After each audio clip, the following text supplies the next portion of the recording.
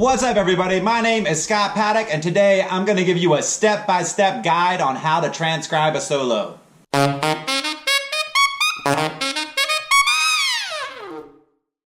Transcribing a solo is one of the absolute best things you can do to become a better musician. It helps you with your ear, it helps you with listening to phrasing, it helps you with writing out rhythms. It's just an absolutely great thing that you can do to improve your musicianship. So today I'm going to give you a step-by-step guide on exactly how to do it. However, there are a few disclaimers. The first is the audio on this video is not going to be as good as it normally is on my videos because I have to use the microphone from the camera. Normally I have a pretty fancy microphone that I use for my voice. I use this one, and then I have a clip-on microphone that I use for my saxophone. But in order to do the transcription, I need to use that same software, so I can't record my voice and saxophone into this video, so I'm doing it straight from the camera. The second disclaimer is I have to sing. When you're transcribing, you have to sing because you don't know the notes, so you have to sing the notes to figure out the notes on your saxophone or your trumpet or your flute or whatever you're playing. I'm a terrible singer. I mean, awful. I can't sing the right notes. I can't, everything just sounds terrible. But I have to do it today. So just please grin and bear the singing. Hopefully I'll sing some right notes. But it should give you an idea of a good strategy to use, which is singing the note and then finding it on your instrument. Now, before we dive in, there are a couple things that will make transcribing way easier. First is download some type of transcription app or looper app so that you can pick really small segments of the solo that you want to transcribe and loop it. Loop it meaning you can play it several times without having to stop and start and stop and start and stop and start. The one I use it's overkill. It's called Reason, and I use that to record everything. It's a really expensive recording program. But you can get like a $20 or even a $10 app or maybe even a free one online that will accomplish the exact same thing. Here is how a looper will make your life way easier. First, you're going to set the parameters of what you want to hear. It's usually going to be a small snippet. And then you hit the loop function and you hit play, and then they'll just continue to play that little snippet. So this is what it would sound like.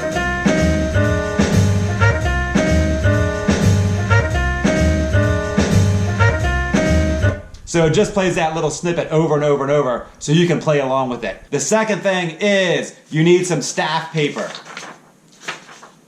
Write it out with pencil to start because you're going to make a whole bunch of mistakes. And the second thing is a scrap piece of paper, so when you're figuring out notes, you can just write it down and then go and figure out the rhythms for there. And then of course you also need something to transcribe. The solo that we're going to transcribe today is the classic first transcription of almost every jazz teacher, whether it's trumpet or saxophone or anything, because this is a great transcription and it's fairly easy to figure out and there's tons of style that you can learn from it. So it is going to be Miles Davis's solo on Freddie Freeloader. So the first step, which I'm not going to do, but I'm going to tell you to do, is listen to the part that you're going to transcribe several times before you do anything. So we're going to do about 10 seconds of this solo today. So I would listen to that solo, those first 10 seconds, at least 10 times, maybe more, before I even picked up my saxophone. So that I just knew the notes in my head. I knew the rhythms, like I was really familiar. There was no surprise about what was coming next. And then when you're ready to start your transcription, here's the first step, which is finding your first note. So let's turn on the track. Ba, ba, ba. Ba, ba, ba. So notice I'm singing it. I go ba, ba, ba. So if we don't know what the first note is, we obviously don't know what the first note is, we have to guess at that first note. So pick any note and then move down chromatically until you find the actual pitch. Why chromatically? That way we're not just randomly jumping all over the horn. We're going to start on one note and go down chromatically until we find the actual pitch. So we know it's ba, ba, ba, ba. That's the note we're looking for. So I'm going to start on a B and see if that's right. That's not quite right. Ba, ba, ba. So let me work my way down chromatically until I find it. I'm actually going to play the track on a loop so I'll know for sure when I find it.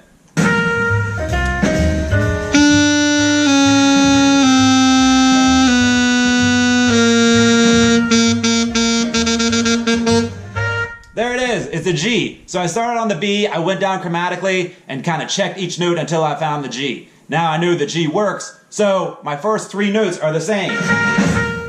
Ba, ba, ba. So now we know that the first three notes are G. If you can't remember that, obviously if it's just G, you'll remember that. You can write it down on your little scrap piece of paper. G, that way you don't have to think about the notes. So say you had 3 or 4 notes that you figured out, you can just write them out in order and then start figuring out the next step, which is what is the rhythm? We know it's G, G, G, but what's the rhythm of the G, G, G?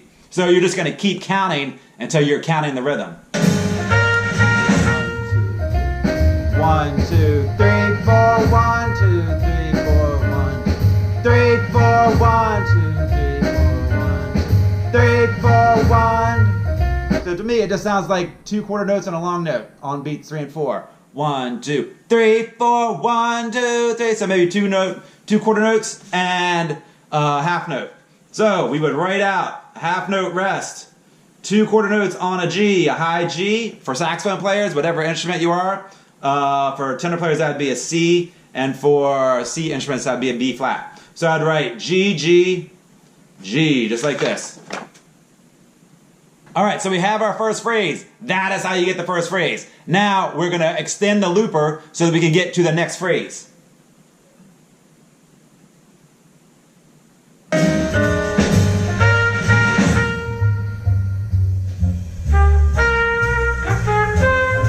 Okay, so we have 4 notes there. Boop, ba, ba, doop, ba. 5 notes, I can't count. Boop, ba, ba, doop, ba. Again, I can't sing. Please don't hold that against me. So we have 5 notes. That might be a little bit too much for right now. So let's just hit that boop, ba, boop, ba. Let's play it.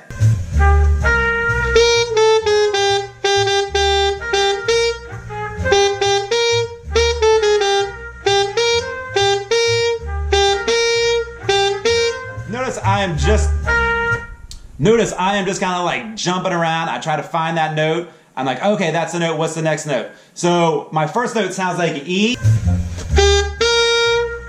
Okay, so we know it's E, G. All right, so now let's figure out the next 3 notes. So it goes E, G, and then it goes back to E. You can hear that. But the E kind of sounds like a little pickup. When it sounds like a little pickup like that, it belongs to another note. So it's going to be another note that's really close. So the E is going to probably go to an F sharp or an F or a G or something. Just because it's really close. If you listen to that interval.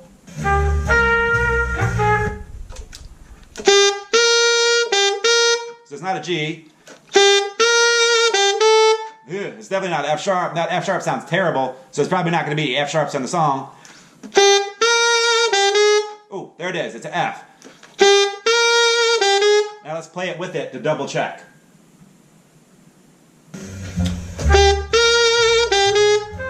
That's it. Now we have to figure out that last note. That's A.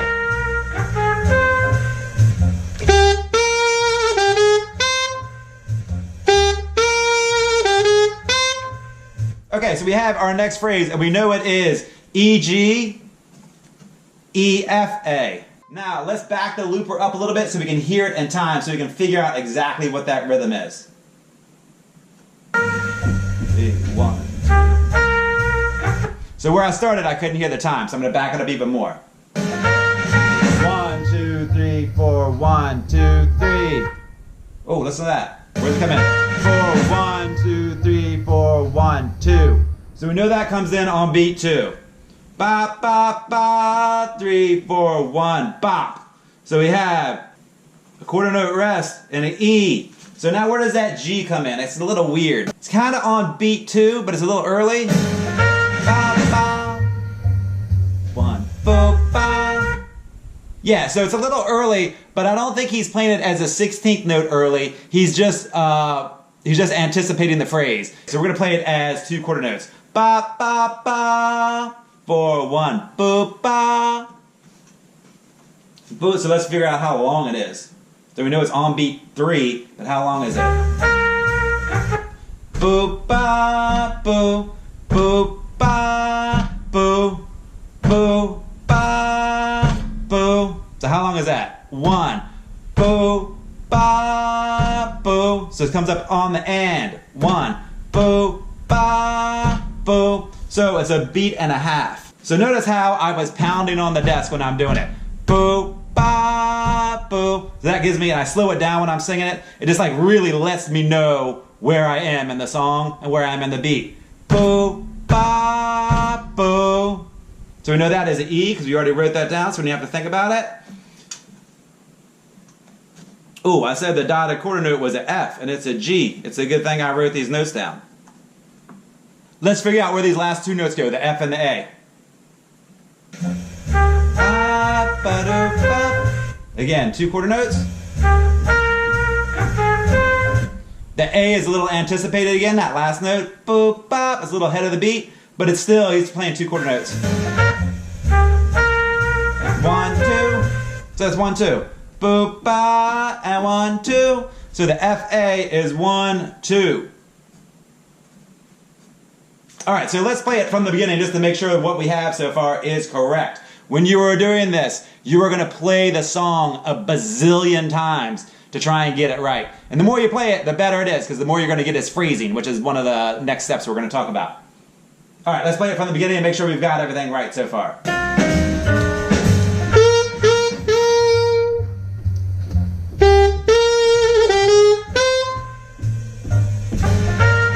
That's right so far. Alright, let's figure out this last phrase.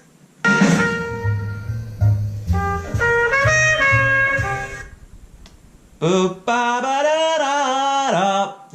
I can't sing at all. Again, let's do it on the looper.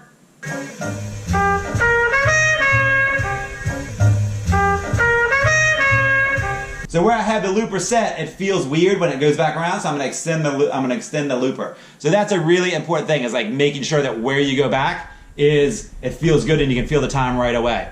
That is why you don't want to do this off of YouTube, because you can't control the cursor, so you can't control where exactly where the song is where the video is going to start playing again. So it's just going to take you forever if you do it on YouTube. Whereas if you use it in a looper, it goes way, way, way faster because it just keeps playing the same thing over and over.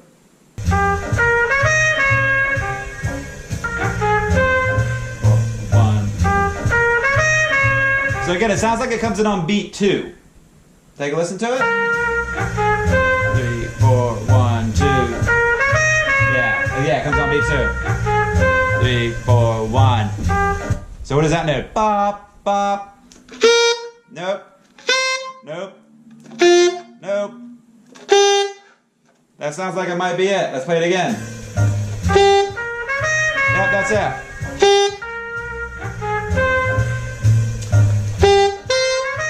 So the second note isn't an A.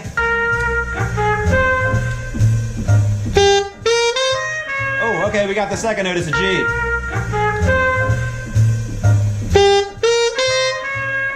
E-G, the next one. Oh, the third one, we got the B flat.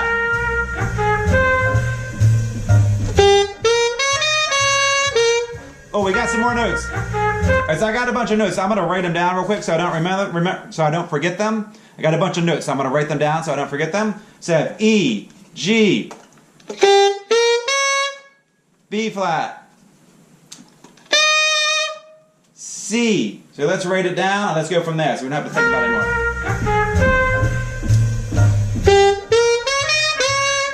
So that B flat. So let's figure out that last note. Ba.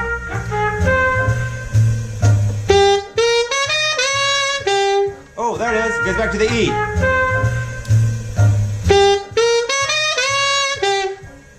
Good, so we've got the whole phrase now. We know it's E, G, B flat, C, B flat, E. So now say that we couldn't figure out that phrase. It was really tough. We couldn't figure it out. What do we do? Luckily, you've got a looper app, and that looper app probably has a function that will slow down the tempo. So we are going to slow down the tempo, and it'll be way easier to hear everything. So take a listen.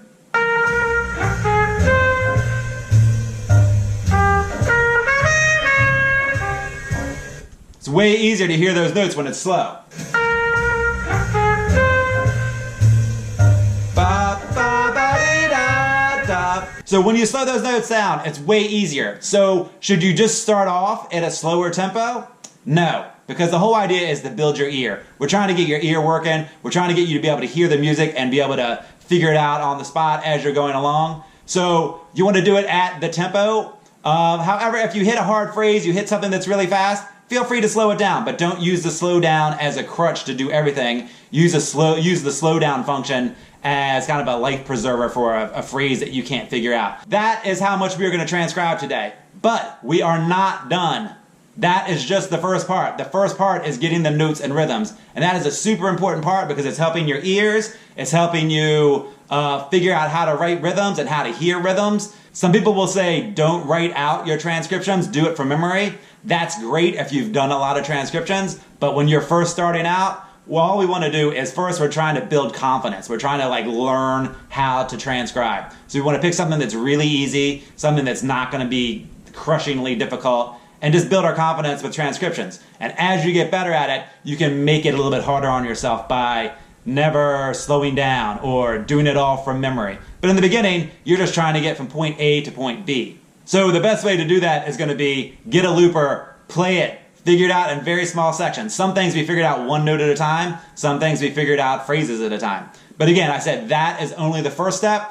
The most important step is listening to what Miles Davis is playing and playing it the way he plays it. So let's listen to these first three notes. We're going to go back to the beginning. We're going to hit the looper again so we can play this thing exactly like Miles is playing it. All right, so let's listen first. So he's going ba, ba, ba. He's not going ta, ta, ta, or ba, boop, ba. He's going ba, ba, ba. Three fat notes. Let's play it with him. Now what's he doing with that last note? So he's doing a slight decrescendo on that last note. Yeah, so now let's figure out the next phrase. What's he doing there? So the first note is swallowed, and then the second note is accented. So he's swallowing the E and accenting the G. And then swallowing the next note. So he's bringing out the G and the A. Those are his main notes. And then, as we noticed before, the G and the A are both a little early. So they're both a little early, so we want to make sure we're playing them a little early. Yeah. So that is the most important thing, is going back and listening to his style and picking it out phrase by phrase and making sure that you're playing exactly the way Miles Davis is playing it. So when you're doing these transcriptions, first, you are learning by ear. You're getting your ear down, which is fantastic as a musician. That's one of the things you absolutely need to do. Second, you are learning how to read rhythms better because you're learning how to figure them out and write them. If you want to learn how to read rhythms really well, try figuring them out and writing them. That helps a lot. And third, you are copying Miles Davis's style. You're listening to how he is playing each note. He's not just playing G, G, G, E, G, E, F, A. I mean, those are easy notes, easy rhythms, but they sound fantastic when he plays it because of the way he's playing it. So when you listen to his style and you emulate his style, that's going to make you a better player because you're going to start to understand how to shape phrases. Thanks for taking the time to check this video out. I hope that you now feel comfortable enough to do your first transcription, and I would really appreciate it if you would subscribe to my channel, share it with a friend, and give me a thumbs up. Thanks a lot.